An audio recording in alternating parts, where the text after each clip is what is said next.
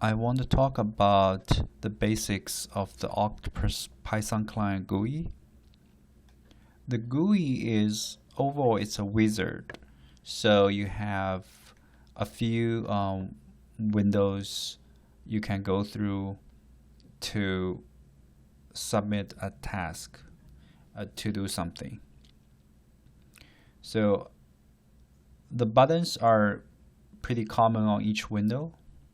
It have each window has a back, restart, and the next. Back is go back to a previous window. Restart is go back to the beginning. So if you click restart, it will go back to the action selection dialog. Every time you click next, back, or restart, all your configurations will be saved, and you don't have to select again if you don't change them.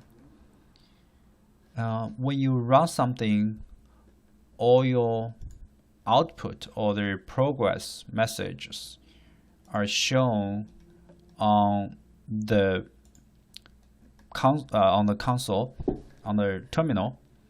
So you can, when you select submit it, you will see all your progress here. If you want to see the detailed message, you can see them on the log. You can see the log.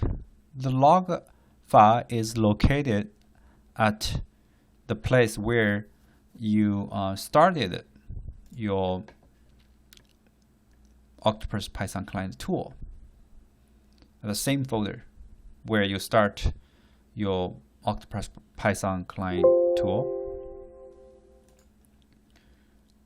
Whenever there's a few dialog messages, whenever the job is complete, it will show up a done message. When there's error, say, if you want to clone something, say you select no type, you select nothing, then it will show a warning message, say you must select at least one type for clone.